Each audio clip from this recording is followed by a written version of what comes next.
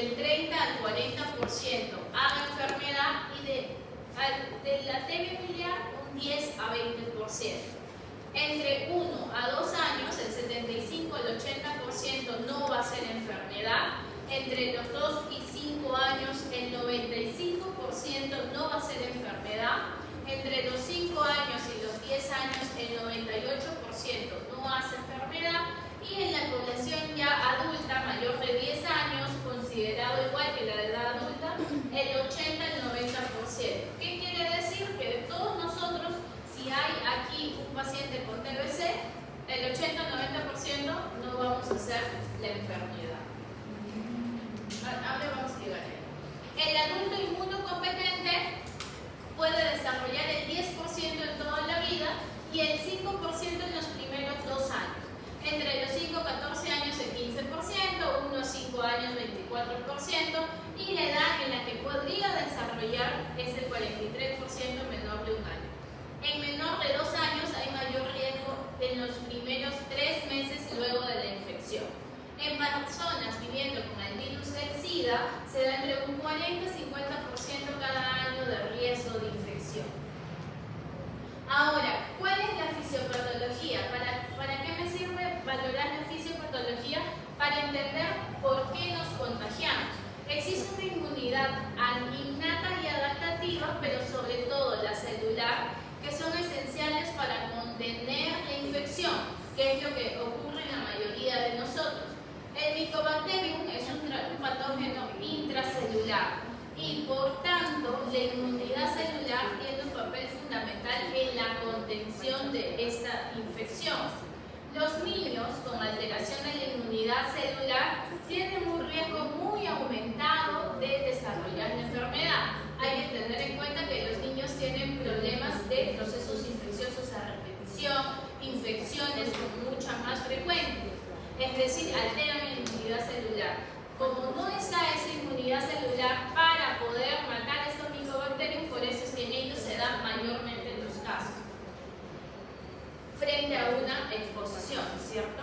Entonces, tras la exposición a un sujeto bacilífero, es decir, que está con los bacilos, se estima que solo el 30% de las expuestas van a resultar infectadas. Y de estas, el 90% van a controlar la infección.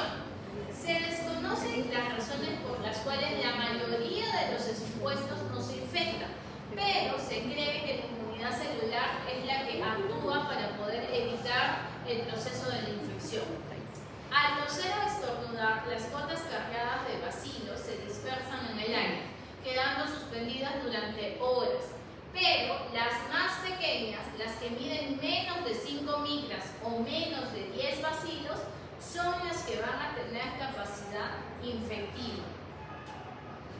Entonces, si yo tengo exposición, para el Mycobacterium, mi inmunidad innata o adaptativa va a generar que elimine la infección asociada a la inmunidad celular. O tengo un control inmune de la infección, me quedo con la infección latente. O puedo generar mi infección, es decir, que hay una infección activa. En la infección latente se puede dar un control continuo de la infección o una reactivación. En la clasificación de situación de riesgo tenemos 3 tipos. La exposición a tuberculosis sin infección, la infección tuberculosa latente y la enfermedad tuberculosa. La exposición a tuberculosis sin infección es cuando hay contacto en los últimos 3 meses con un enfermo de TBC, pero mi prueba de tuberculina y mi IGRA son negativos.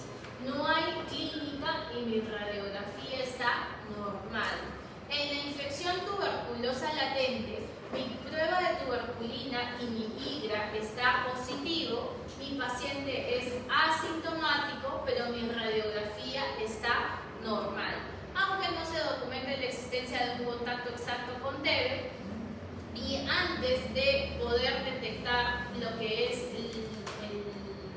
la infección tuberculosa latente, es obligado a descartar enfermedad y realizar una radiografía del tórax. En la enfermedad tuberculosa ya hay un diagnóstico positivo, hay un cultivo PCR positivo para Mycobacterium, hay clínica compatible, hay hallazgos sugestivos radiográficos. En niños es difícil obtener cultivos o PCR positivo. Generalmente se hace con diagnóstico de sospecha. ¿Por qué? Porque el niño no es capaz de expectorar. La prueba de tuberculina suele ser positiva, aunque en formas iniciales o diseminadas puede ser negativo. En caso de sospecha clínica debemos de tratar siempre, a pesar que la prueba de tuberculina y el IGRA sean negativos. Entonces, ¿cuál es la diferencia entre uno y el otro? Tienen diferente comportamiento epidemiológico. En el infantil, siempre detrás de cada niño hay un caso índice en la familia. En cambio, en el adulto no siempre hay un caso índice en la familia. Hay diferente presentación clínica. En el adulto, la clásica tos frecuente por más de 2 semanas, baja de peso, fibulación. En cambio, en el niño puede presentar solamente tos. Diferentes formas para el diagnóstico, porque el niño no puede hacer la expectoración como la del adulto. En el niño, la rentabilidad de las pruebas microbiológicas es menor. ¿Por qué? Por su naturaleza pausivacilar. Es decir, hay disminución de los vacilos. La prueba de tuberculina y la radiografía de tórax siguen siendo básicas en el diagnóstico. Las pruebas de IGRA aportan especificidad y la PCR en secreciones respiratorias o jugos gástricos incrementa la sensibilidad de la vaciloscopía y aporta rapidez, permitiendo la detección de la resistencia. ¿Qué me dice la norma técnica de salud para la atención de los pacientes afectados con tuberculosis? La detección de casos de TB infantil se basa en el estudio de los contactos, es decir, siempre tengo que valorar mi caso índice y se debe de priorizar el diagnóstico en niños que pertenecen a grupos de alto riesgo. ¿Cuáles son? Contactos de TB pulmonar con flotis positivo, contactos TB MDR, que es multidrogo resistente, menores de 5 años, infección con VIH y desnutrición severa. La evaluación para el diagnóstico tiene que incluir la historia clínica, el examen físico, hacer el PPD y sacarle su radiografía de tórax y lateral, así como poder sacarle los exámenes correspondientes. Pero para ello nosotros vamos a valorar los criterios que son de Stigen y Toledo. ¿Por qué es difícil el diagnóstico de TB infantil? Por la poca confirmación bacteriológica, porque es pausivacilar, por las manifestaciones clínicas que es inespecífica y porque la radiografía en el niño suele ser inespecífica. Existen unos criterios que se llaman criterios para valorar el diagnóstico de TB infantil, el cual tiene una alta sensibilidad pero una baja especificidad. ¿Qué puntajes tenemos? Stigen solo, Stigen y Toledo en el año 79 y NESI. ¿Cuáles son los que al final nos hemos quedado valorado? Stigen y Toledo. En el año 1985, Rodríguez hace su estudio, su trabajo aplicando estos criterios, teniendo una sensibilidad del 66%. En el año 2005, Ángela Castillo Vilela, en la revista peruana de pediatría, en sus trabajos realizados, valorando los criterios de Stigen y Toledo, encuentra que tienen una sensibilidad de 70.8% y una especificidad bastante amplia del 1 al 50%. ¿Y qué sirven estos criterios? Me sirven para hallar el diagnóstico de TB infantil. Y se debe tener en cuenta que en los niños muy pequeños es difícil la valoración de este puntaje. ¿Cómo se suele preguntar en los exámenes? Se suele preguntar o estos valores o estos que son los mismos, ¿ya? Los parámetros. ¿Cuál es el primero? El hallazgo de bacilo de Koch, que tiene 7 puntos, el granuloma específico, que tiene 4 puntos, el PPD positivo, que tiene 3 puntos, el antecedente con contacto con alguien con TBC tiene 2 puntos, la clínica sugestivo 2 puntos y la radiografía sugestiva 2 puntos.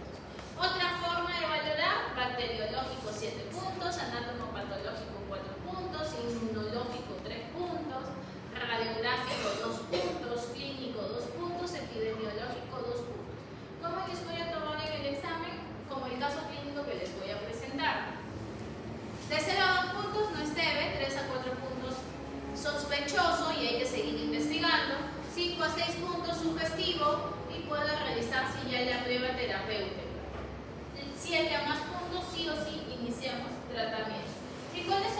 criterios: epidemiológicos, clínicos, radiográficos, microbiológicos y PPD. Empezamos con epidemiológico.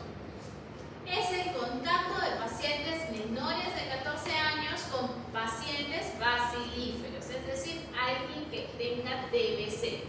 Si yo encuentro un niño con TB, siempre hay un adulto con TB. Se debe de investigar el antecedente epidemiológico en todo paciente que acuda a la consulta con la finalidad de identificar precozmente los contactos BK positivos. Detrás de un niño con TB hay un adulto con TB. En todo adulto con TB BK positivo, igualmente se debe investigar a los niños con los que conviven. Se interroga sobre la presencia de pacientes que tengan tuberculosis en los últimos 2 años e investigar si el niño contacto de un paciente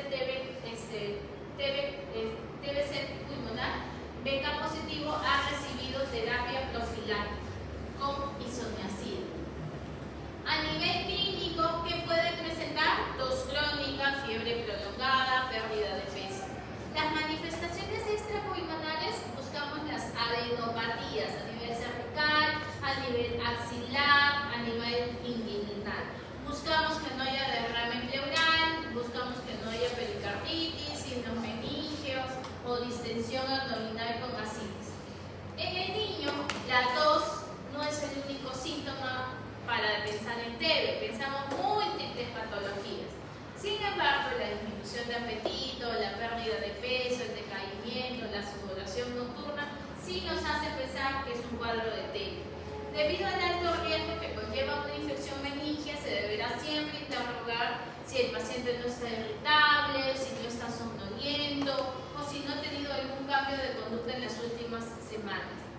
Siendo el compromiso ganglionar una manifestación frecuente en niños, no debemos de olvidar buscar las adenopatías.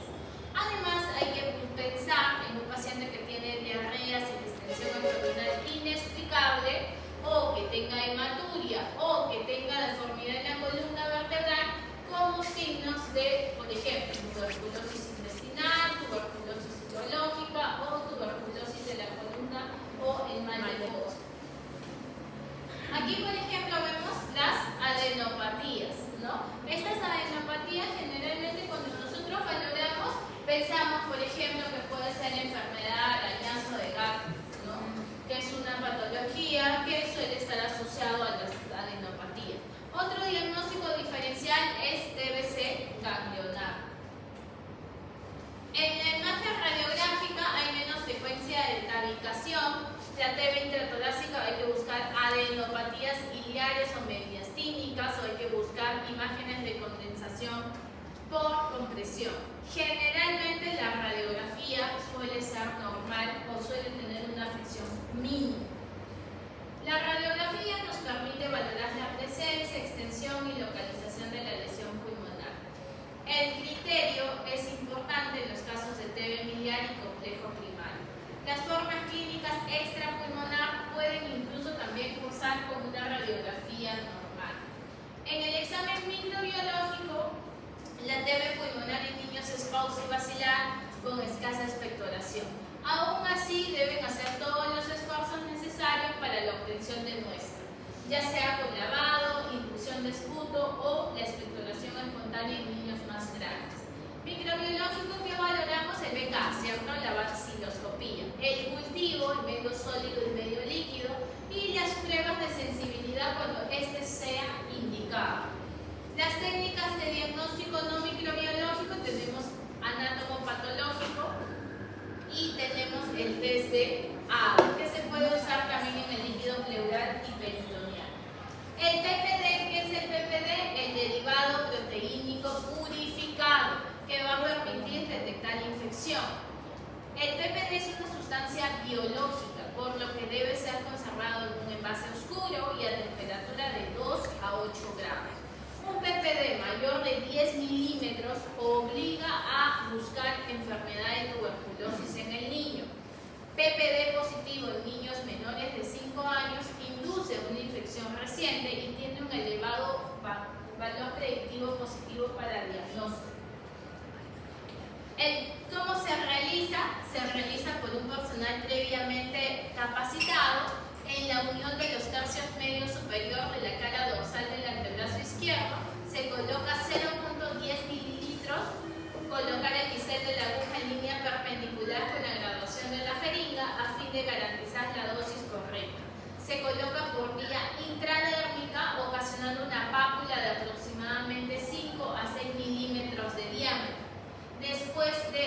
48 o 72 horas se hace la lectura. ¿Cómo se hace la lectura? Mediante una regla se mide el diámetro de la pápula en el eje transversal del antebrazo, delimitando la induración. Y eso me da el tamaño, ¿no? ¿Y cuál es el resultado? El resultado se da en milímetros. PPD positivo, si en inmunocompetentes es más de 10. Indica infección, más no enfermedad.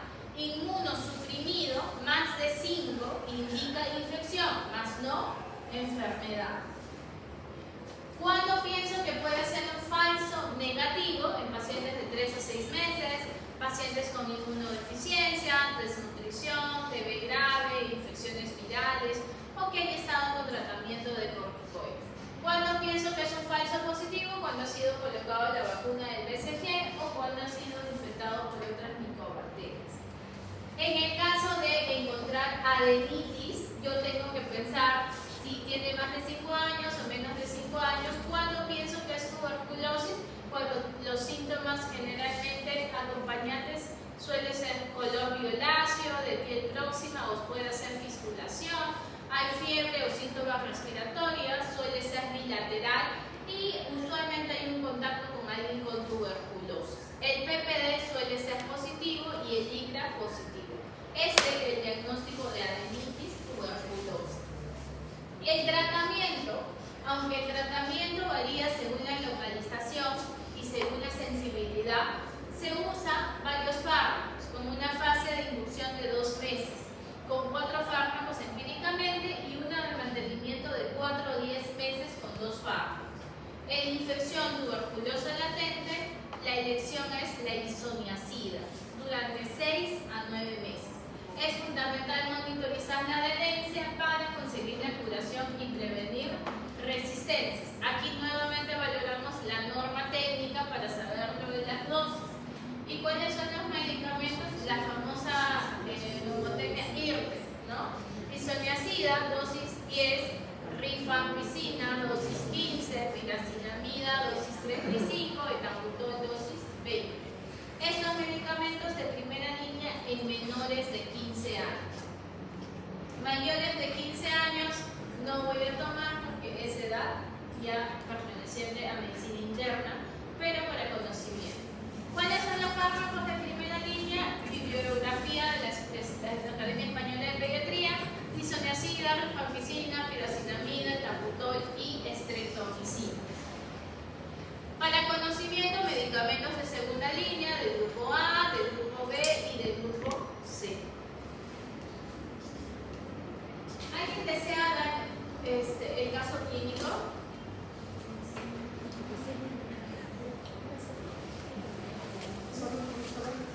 Ya, nos ponemos de pie.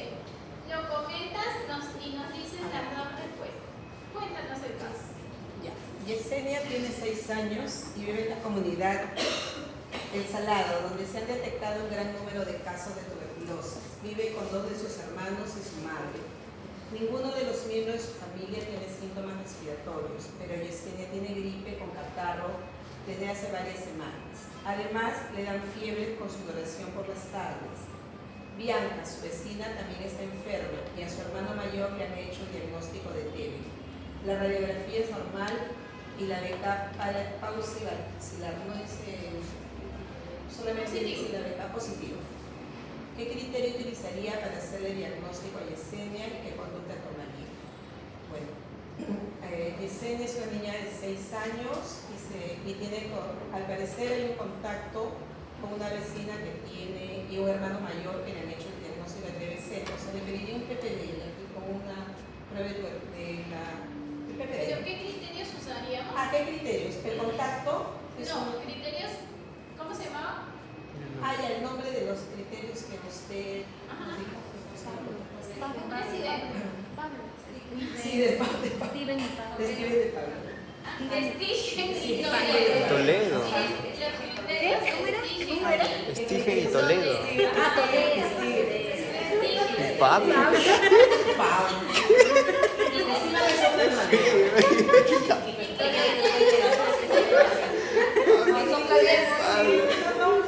No sirve para soplar.